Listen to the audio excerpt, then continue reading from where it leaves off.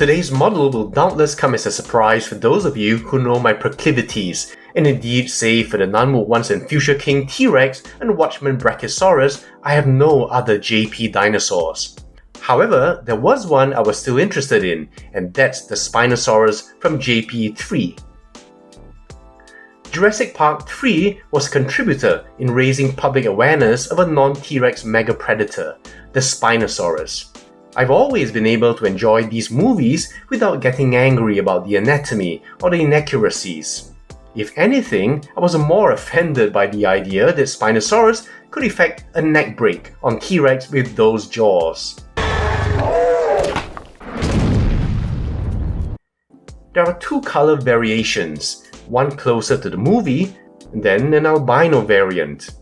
Now the albino looks cool, but since for the few JP monsters I allow myself, I want them close to the movie, I opted for this one. I also already have the W Dragon Indominus Rex, and I didn't want to have two large predominantly white statues.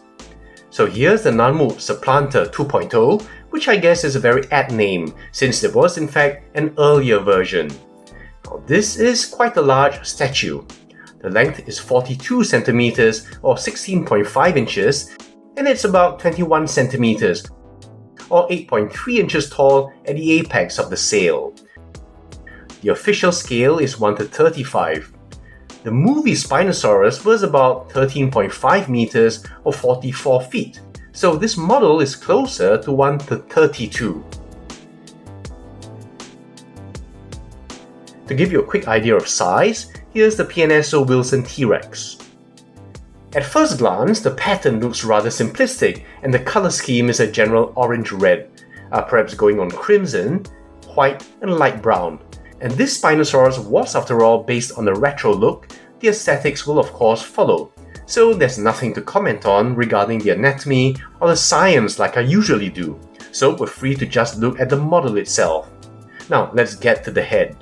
As you can see here, the detail is as you'd expect for Nanmu.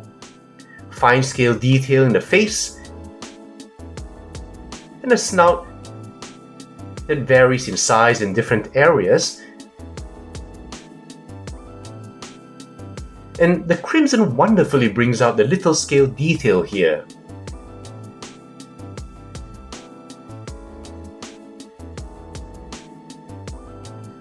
And here in the face, the transition is so beautifully done, infused, and blends very nicely with the base color. The eyes are very well painted.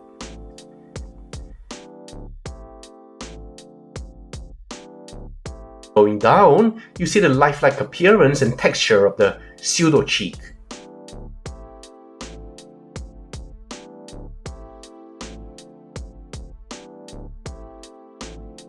The teeth are impeccably painted.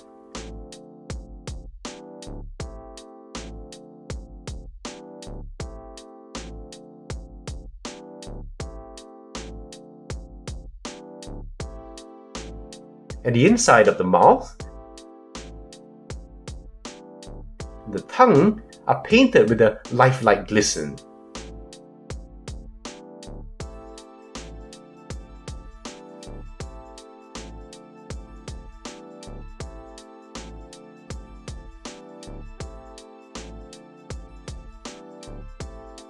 Now moving down here, you see more of the detail and how well the paint complements that detail.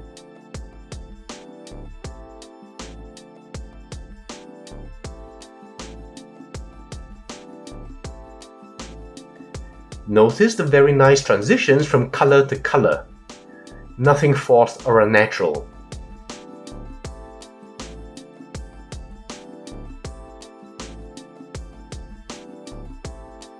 Down the arms here,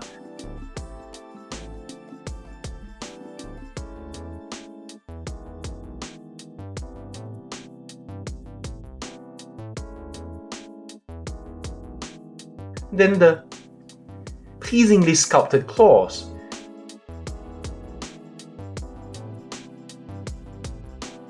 Very nice and sharp, so be careful.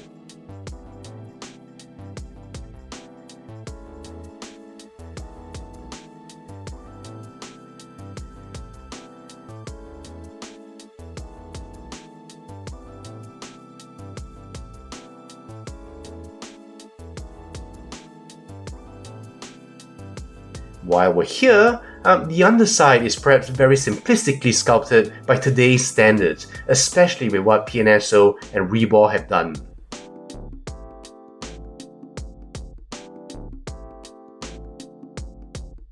Now back to the sides, you can see the sail, which is actually very modestly sized, but no less functional as an advertising billboard.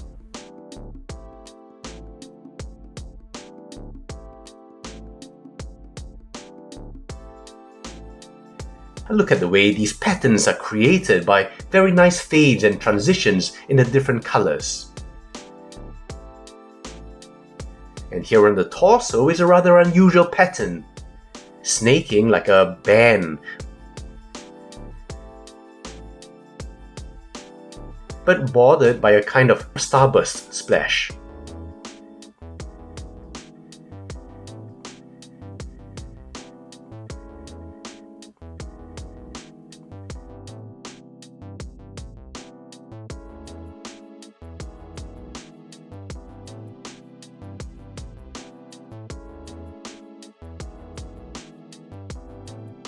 And down the thighs,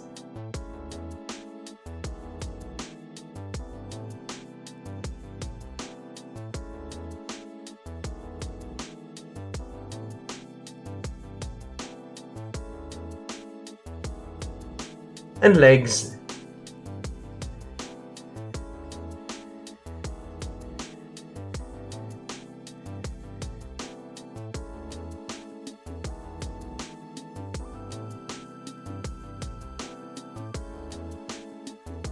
To the feet. Again, the claws are painted with a rather nice shine.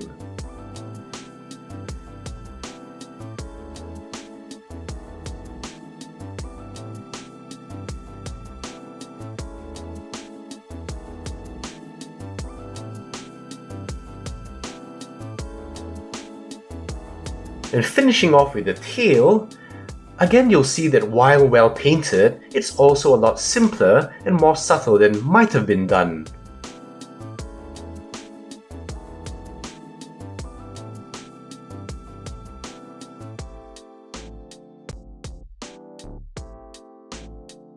Now I have the DX version which comes with this base. The ground is littered with pieces of wreckage, including that fuselage. And you can see how well painted they are, with a lifelike graininess.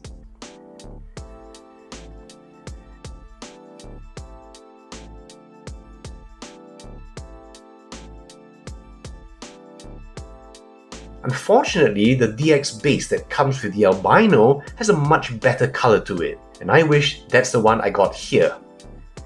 Ah, well.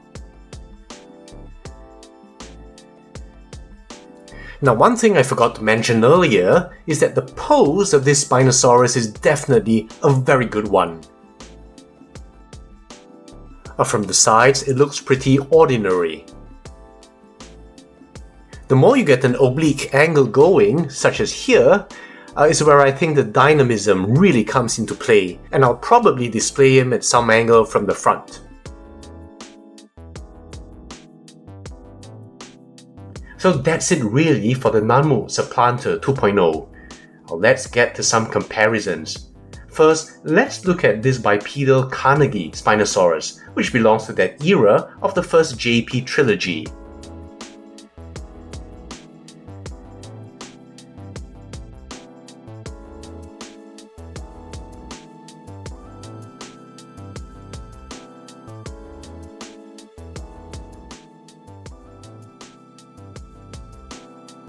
And next, the new Collectae Spinosaurus.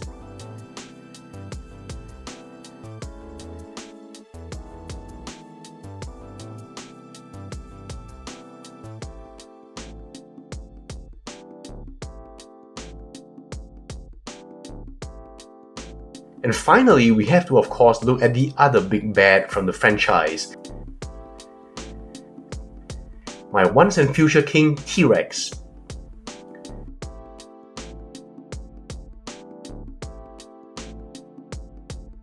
One thing I really loved about this T-Rex was the rich complexity in the paint application. You can see that compared to the Spinosaurus, there's a lot more depth and richness. It's almost like an oil painting.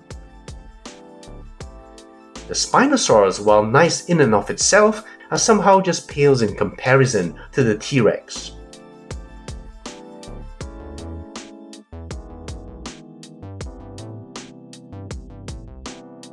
So that's it really.